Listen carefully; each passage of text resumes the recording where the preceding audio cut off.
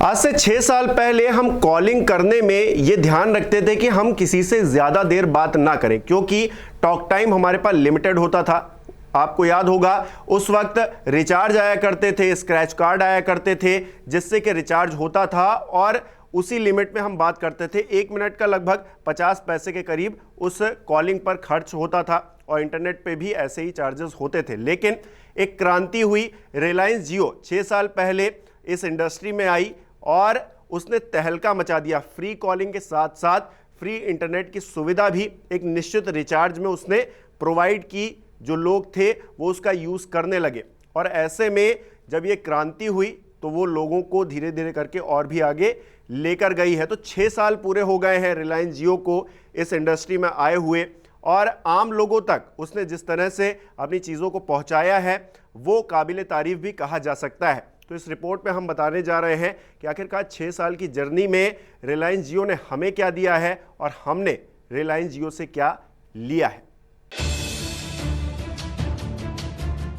5 सितंबर 2016 ये वो तारीख है जब भारत में रिलायंस जियो की लॉन्चिंग हुई।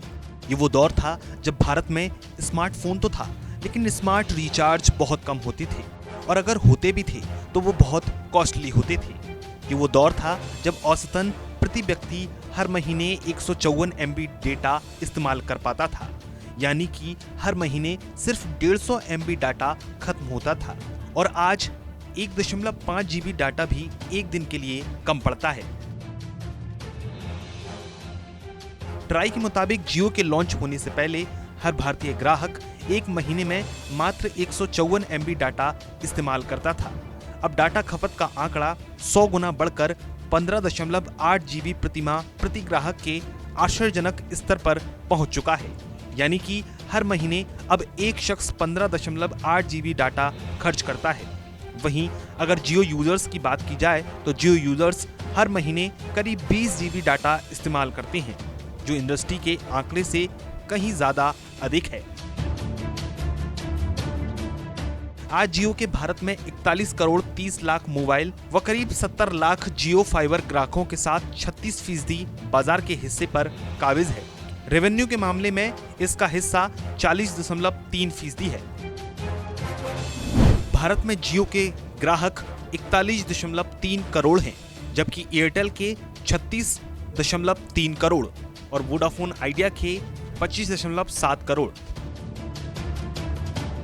सभी टेलीकॉम कंपनियों में सबसे ऊपर छाने वाले रिलायंस जियो ने दिवाली तक 5G लॉन्च की घोषणा कर दी है। 5G लॉन्च के बाद डाटा खपत में और उछाल देखने को मिल सकता है। हालिया जारी एरिक्सन मोबिलिटी रिपोर्ट में अनुमान लगाया गया है कि 5G के आने के बाद डाटा खपत अगले 3 साल में दोगुना से भी अधिक बढ़ जाएगी। जानकारों का मानना है कि 5G तकनीक की हाई परफॉर्मेंस और हाई स्पीड की बदौलत नए उद्योग धंधे पनपेंगे, जो बड़ी संख्या में यूजर्स को अपनी तरफ आकर्षित करेंगे। साथ ही वीडियो की मांग भी तेज वृद्धि से संभव है, जिससे डाटा की मांग और बढ़ेगी। पिछले 6 सालों में जियो ने अपने यूजर्स को बहुत सारी सुविधाएं दी हैं और साथ ही टेलीकॉम सेक्टर में भी एक बड़ा बदलाव किया है।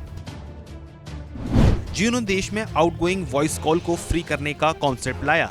जियो के आने के बाद डाटा खपत बढ़ी, जबकि कीमतें 95% कम हुई हैं। रिलायंस जियो के बाद भारत में डिजिटल प्लेटफॉर्म को बढ़ावा मिला है।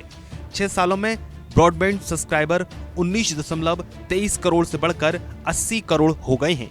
जियो के आने के बाद औसतन इंटरनेट स्पीड 5.6 Mbps से बढ़कर 23.16 Mbps जा पहुंची है।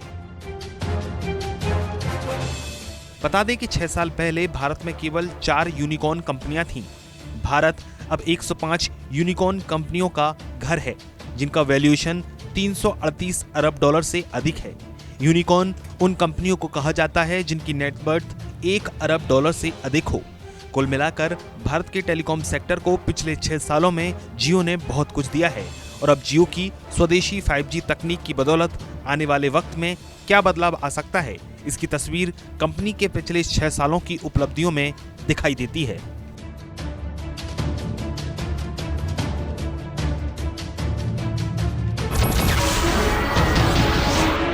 नमस्कार, मैं हूं मानक गुप्ता।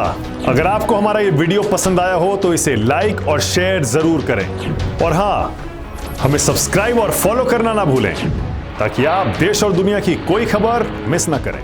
तो जुड़े रहिए हमारे साथ और देखते रहिए News 24।